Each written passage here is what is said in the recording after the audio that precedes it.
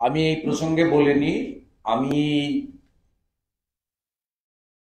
দিল্লিতে থাকা বাঙালিদেরকে অনুরোধ করব, মমতা ব্যানার্জির বিরুদ্ধে বিএনএস এর অন্তর্গত ওনার ফেক পোস্টের জন্য এফআইআর করা উচিত এবং দিল্লি পুলিশের কাছে দাবি করব অবিলম্বে মমতা বন্দ্যোপাধ্যায়ের বিরুদ্ধে সাইবার অ্যাক্ট অনুযায়ী ব্যবস্থা নেওয়ার জন্য। আর আমি কাঁথির এমপি সৌমেন্দু অধিকারীকে অলরেডি টেলিফোনে বলেছি, পার্লামেন্ট শেষ হয়ে গেলে বিকেলে গিয়ে দিল্লি পুলিশের সাইবার ক্রাইমের থানাতে মমতা ব্যানার্জির নামে স্পেসিফিক এফআইআর করতে।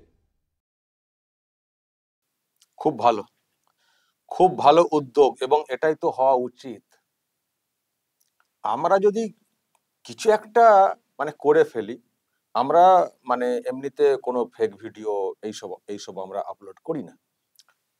তা সত্ত্বেও ফেক ভিডিও পোস্ট করা হয়েছে, এইসব করা হয়েছে বলে একেবারে এফআইআর থানাতে সরাসরি, যে কেসে এফআইআর হওয়ার কথা না।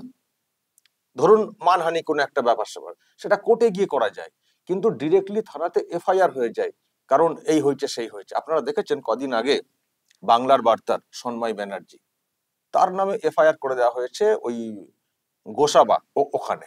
নদী খাল বিল পেরিয়ে যেতে হবে। কেন না, উনি কি এমন খবর করেছেন যার জন্য তথ্যে গড়মিল রয়েছে, এরকম কিছু ওনাকে যেতে হবে, একেবারে থানাতে হাজির হতে হবে, ডেট টেট দিয়ে নোটিশ ধরিয়ে এসেছিল পুলিশ। নিশ্চয়ই মনে আছে, আমি সেটা নিয়ে একটা খবর করেছিলাম।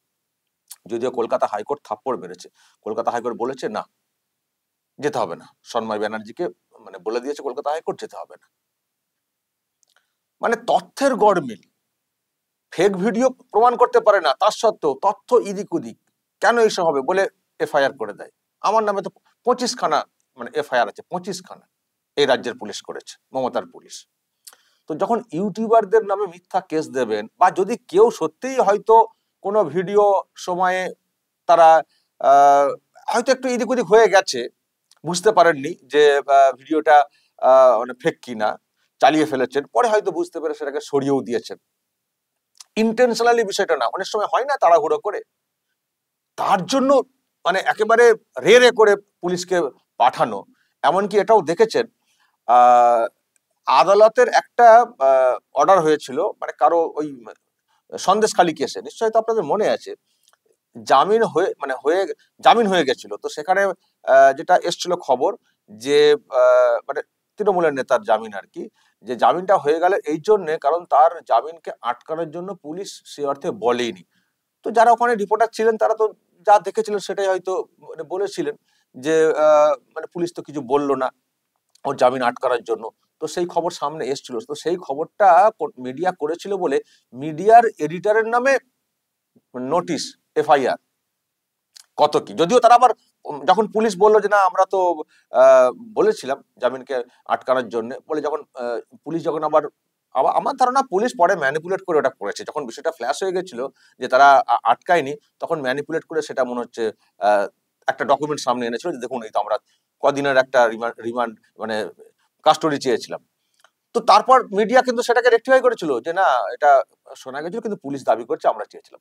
তো মিডিয়া রেকটিফাই করে নিল, তারপরেও তাদের নামে এফআইআর হলো, তারপরেও। আর যেখানে একজন মুখ্যমন্ত্রী কন্টিনিউ সেটাকে রেখে দিলেন কোনো ভেরিফাই না করে পোস্ট, এই যে যেটা নিয়ে আমি প্রশ্ন তুলেছিলাম যে মুখ্যমন্ত্রী যে কথাটা বলছেন এগুলো ঠিক কথা? 1.5 বছরের বাচ্চাকে পুলিশ মেরেছে, এটা বিশ্বাস করতে হবে? পুলিশ কি পাগল হয়ে গেছে নাকি 1.5 বছরের বাচ্চাকে পুলিশ মারবে বাঙালি বাঙালি বাংলাদেশি সন্দেহে? এটা কোনো কথা হলো? তো কালকে তো দর্শক সকালে রাতের দিকে বিষয়টা সামনে চলে এসছে। দিল্লি পুলিশের যিনি ডিসি তিনি পরিষ্কার করে দিয়েছেন যে পুরো ফেক ফেক ভিডিও, সাজানো গল্প একটা সাজিয়ে করা হয়েছে। কারণ যারা এই ভিডিও ছেড়েছিলেন তারাই তো পুলিশকে পরিষ্কার বলেছেন যে মালদাতে তাদের এক আত্মীয় থাকেন, যেমন বলেছেন তেমন ভাবে ভিডিও করে আমরা তাকে পাঠিয়েছি, তিনি একজন পলিটিক্যাল কর্মী, তাকে পাঠিয়েছি, স্বীকার করে নিয়েছেন পুলিশের কাছে। তো স্বীকার তো হয়ে গেছে বিষয়টা, কিন্তু মুখ্যমন্ত্রী দেখুন পোস্ট কিন্তু রেখে দিয়েছেন, এখনো উনি কিন্তু ডিলিট করেননি। তো ইনার বিরুদ্ধে কেন এফআইআর হবে না? ইনার বিরুদ্ধে কেন এফআইআর হবে না? যখন কেউ ভুলবশত কিছু হয়তো আইডেন্টিফাই করতে পারেননি, কেউ চালিয়ে ফেলেন, এবং যারা মাত্রই সেটাকে ডিলিট করে দেওয়া, ভুল স্বীকার করে নেওয়া, তারপরেও যদি তাদের নামে এফআইআর হয়, আর ভিডিও কেন, মানে ভুলভাল কোনো ভিডিও ফেক না, তথ্যেরও গড়মিল না, শুধু শাসকের বিরুদ্ধে কথা হয়েছে বলে নানান ভাবে মানে সাজিয়ে টাজিয়ে সাজিয়ে ফেক খবর বলে সাজিয়ে আনারই পড়া যুক্তি, কোনো যুক্তি নেই, সাজানো হয়েছে বলে এফআইআর হয়ে যায়। আর যখন পুরো প্রমাণ হয়ে গেছে যে মুখ্যমন্ত্রী যে ভিডিও পোস্ট করেছিলেন সোশ্যাল মিডিয়াতে সেরকম ঘটনা হয়নি, পুলিশ বাংলা বাঙালি সন্দেহে অত্যাচার কিছু করেনি, তারা নিজেরা স্বীকার করেছেন থানাতে গিয়ে, এবং তারা এটাও বলে এসছেন যে এই বাংলা থেকে একজন পলিটিক্যাল কর্মী, নিশ্চয়ই টিএমসি কর্মী, তাদের আত্মীয়, তার কথা শুনে তারা এই ভিডিও তৈরি করেছেন এবং তাকে পাঠিয়েছেন। যখন পুলিশ একেবারে এটাকে ফ্ল্যাশ করে পরিষ্কার করে দিল, তারপরেও মুখ্যমন্ত্রী উনার পোস্টকে উনার এতে রেখে দিয়েছেন। এই যে একটা মানে জেনে বুঝে অন্যায় করা এবং অন্যায়কে কন্টিনিউ করা, মানুষকে বিভ্রান্ত করা, তো ইনার বিরুদ্ধে কেন ব্যবস্থা হবে না? আমি গতকালকে এই খবরটা করে আমি বলেছিলাম যে মুখ্যমন্ত্রী যখন ফেক ভিডিও, ভুয়ো খবর রটাচ্ছেন, যিনি অন্য সময় অন্যদের বিরুদ্ধে কথা বলে থাকেন, তাহলে তার বিরুদ্ধে কেন অ্যাকশন হবে না? তার পুলিশ তো একেবারে রেড়ে করে ছুটে বেড়ায়, তাহলে উনি যে ভুয়ো খবরটা ছড়ালেন, তাহলে তার বিরুদ্ধে কেন ব্যবস্থা হবে না, কেন এফআইআর হবে না? তো আজকে দেখছি শুভেন্দু অধিকারী প্রথমে যেটা করেছেন, দিল্লির যারা আছেন মানুষ তাদেরকে অ্যাপিল করেছেন যে আপনারা ওখানে বিএনএস দিয়ে অভিযোগটা করুন থানাতে, যে একটা রাজ্যের মুখ্যমন্ত্রী কি করে দিল্লির এইভাবে বদনাম করছে এবং বাংলা বাঙালি ইত্যাদি বলে অ্যাকচুয়ালি পুরো বাঙালিকে দেশের মুখে একটা মানে দেশের মধ্যে একটা প্রশ্নের মুখে ফেলে দিচ্ছে। অ্যাকচুয়ালি বাংলা বাঙালিকে ছোট করা হচ্ছে, এই মুখ্যমন্ত্রীর জন্য ছোট হচ্ছে। এটা তো আমরা মানবো না। কেন মুখ্যমন্ত্রী পদে থেকে এইরকম পোস্ট করবেন? তো আপনারা সবাই মানে করুন, এফআইআর করুন। আর উনি ওনার নিজের ভাই সৌমেন্দু অধিকারী, যিনি এমপি লোকসভার, তাকে বলেছেন, ওনার সঙ্গে যোগাযোগ হয়েছে যে উনিও যেন একটা মানে থানাতে যেন একটা অভিযোগ করেন। তো উনি বলেছেন হ্যাঁ হবে অভিযোগ। আজকে তো জানেন পার্লামেন্টে একটা এই মুহূর্তে চলছে বক্তব্য হোম মিনিস্টারের, তো তারপরে উনি মানে পার্লামেন্ট শেষে উনিও অভিযোগ করবেন থানাতে। তো যাই হোক, এটা ভালো উদ্যোগ, অভিযোগটা অন্তত পক্ষে করা উচিত। তারপর আমি দেখছিলাম টিএমসির এক নেতা একটি চ্যানেলে, মানে অরূপ চক্রবর্তী সম্ভবত, বলছিলেন দিল্লি পুলিশ তো এরকম তো বলে অমক তমক, মানে ধামাচাপা দিচ্ছে আর কি, এটা বোঝার চেষ্টা হচ্ছে দিল্লি পুলিশ মানে কি সত্যি কথা বলছে, এরকম একটা ব্যাপার হচ্ছে যে ওরা এসব করে ধামাচাপা দিচ্ছে, এটা এটা এটা বলছিলেন।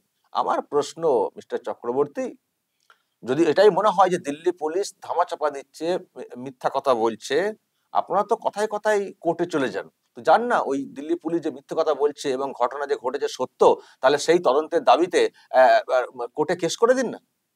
সুপ্রিম কোর্ট আছে ওখানে, দিল্লি হাইকোর্ট আছে, ওখানে কেস করুন না একটা, যে তথ্য চাপা দিচ্ছে বা মিথ্যা কথা বলছে পুলিশ। দিন না, সেই দমটা দেখান না, দেখবো, তারপর তো আরো দুধ কা দুধ পানি কা পানি হয়ে যাবে। এখন তো থাপ্পড়টা মেরেছে দিল্লি পুলিশ, এরপর কোর্ট থাপ্পড়টা মারবে, কারণ এই ধরনের ঘটনা ঘটেনি, ঘটতে পারে না। যেটা আমি কালকে সকালেই বলেছিলাম যে 1.5 বছরের বাচ্চাকে পুলিশ মেরেছে, তুলে নিয়ে গিয়ে একেবারে গল্পের গরু গাছে চড়ানো হচ্ছে, এটা হতে পারে না। পুলিশ এইরকম হতে পারে না, কোনো পুলিশই 1.5 বছরের বাচ্চাকে কেন মারতে যাবে? এটা হয় কখনো? বাড়ির লোকেদেরকে যদিও বলা হয় যে কোনো কারণে তাদের উপরে লাঠিচার্জ হয়েছে ইত্যাদি, 1.5 বছরের বাচ্চাকে মারবে? আবার দেখানো হচ্ছিল, আমি আজকাল দেখাচ্ছি না, দর্শক যারা সেই ভিডিও দেখেননি আমার গতকালকের আপলোডটা দেখে দেবেন। আমি রোজ রোজ একই ভিডিও দেখাবো না।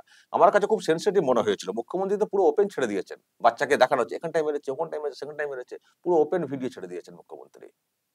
আমি সন্দেহ করেছিলাম সেদিনে যে কালকে সকালে যে হতে পারে না, আমি এটাও বলেছিলাম যে দেখবেন এর সত্য উদ্ঘাটন হবে। তো সন্ধ্যায় কালকে সন্ধ্যা রাতে চলে এসছে, দিল্লি পুলিশ পরিষ্কার করে দিয়েছে বিষয়টা।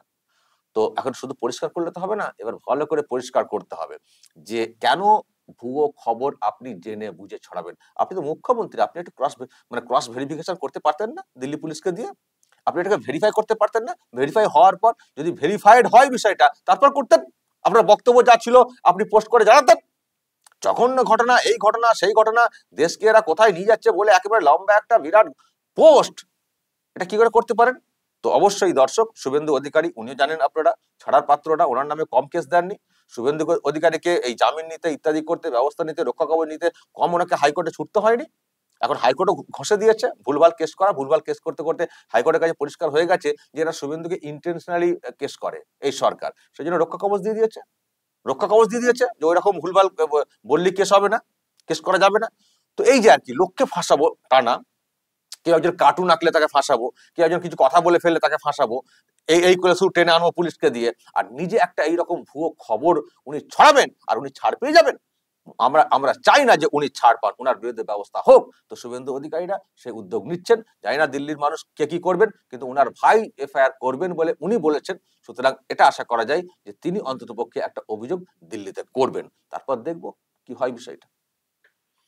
দর্শক বলবেন শুভেন্দুদের এই যে উদ্যোগ, যদি আপনাদের কিছু বলার থাকে অবশ্যই বলবেন কমেন্ট বক্সে, এবং কি ব্যবস্থা হওয়া উচিত সেটাও বলবেন। নজর রাখবেন আরামবাগ টিভিতে।